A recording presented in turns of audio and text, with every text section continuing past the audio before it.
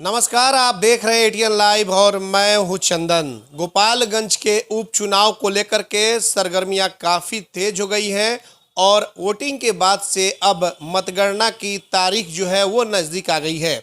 बता दें कि महज कुछ घंटे बच चुके हैं मतगणना को लेकर के, और गोपालगंज की उपचुनाव के जो ईवीएम में जो मतदाताओं का फैसला जो बंद हुआ है, वो अब उसकी जो मतगणना है गोपालगंज से तकरीबन 7 किलोमीटर दूर थावे के डाइट केंद्र पर होगी और 8 बजे से मतगणना का जो कार्य है वो शुरुआत हो जाएगा।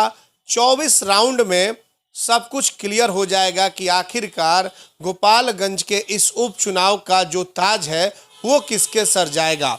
आपको हम लगातार कवरेज भी दिखा रहे थे गोपालगंज से कि कितने प्रत्याशी मैदान में हैं, कौन कौन प्रत्याशियों में लड़ाई है, कांटे की टक्कर है। तो एक बार हम आपको फिर से बता दें कि कुल 9 प्रत्याशी गोपालगंज से चुनावी मैदान में थे।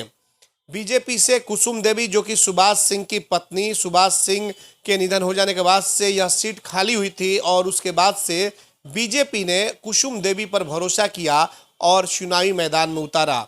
वही आरजेडी महागठबंधन से मोहन गुप्ता को उतारा गया ताकि व्यवसायी वर्ग का जो वोट है वो बीजेपी से काट करके अपने तरफ खींच करके लेकर के आएंगे, और उन पर भरोसा महागठबंधन ने किया।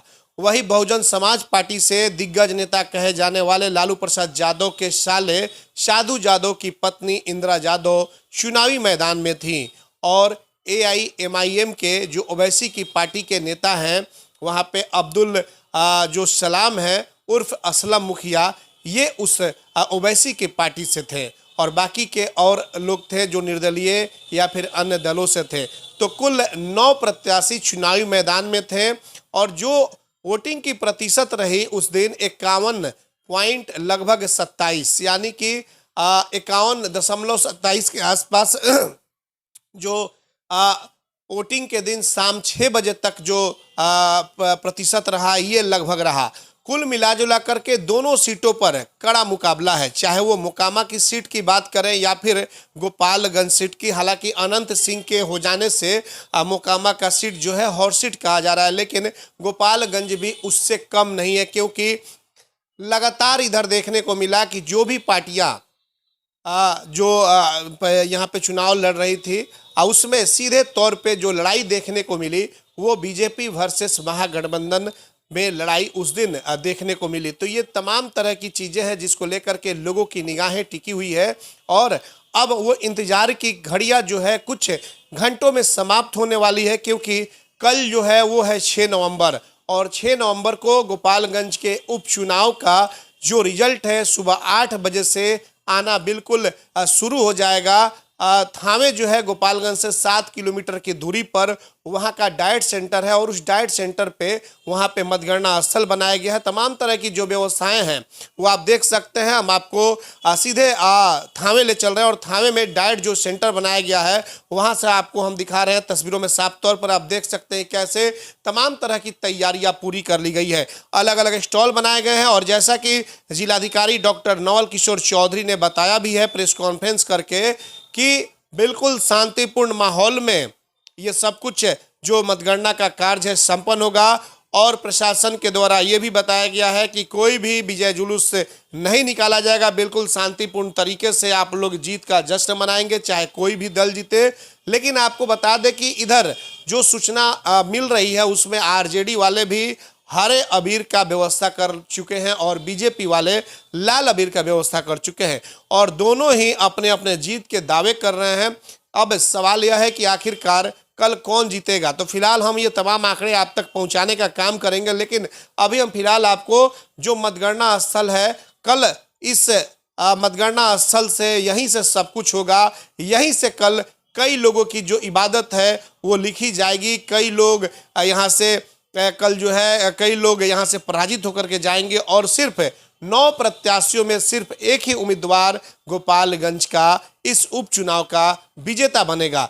तो बिल्कुल ये आप देख सकते हैं कि यहाँ पे प्रशासन के द्वारा तमाम तरह की तैयारियां जो है ये कर ली गई है, और यहाँ पे मतगणना केंद्र अलग अलग बनाए गए हैं। जो थावे का जो डाइट सेंटर है यहाँ पे बनाया गया है, सुबह 6:30 बजे से जो प्रत्याशियों के जो समर्थक होंगे, अभिकर्ता होंगे, उनके आने जाने का जो सिलसिला है वो जारी रहेगा।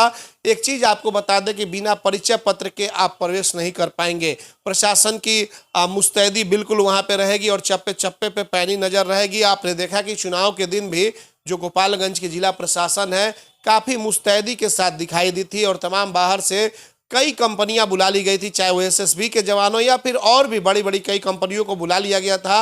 वहां के एसपी आनंद कुमार या फिर जो डीएम है डॉक्टर नवल किशोर चौधरी, उन्होंने सीधे तौर पर कहा था कि नदी से लेकर के और घोड़सवारी से लेकर के तमाम ड्रोन से लेकर के वो सब कुछ व्यवस्था यहाँ पे रखी गई है और हर हाल में चुनाव को संपन्न कराने के लिए उन्होंने संकल्प भी लिया था और वही हुआ भी कि बिल्कुल गोपालगंज का जो उपचुनाव है शांतिपूर्वक तरीके से संपन्न हो गया और अब जो है मतगणना वो भी बिल्कुल शांतिपूर्ण तरीके से संपन्न होगा।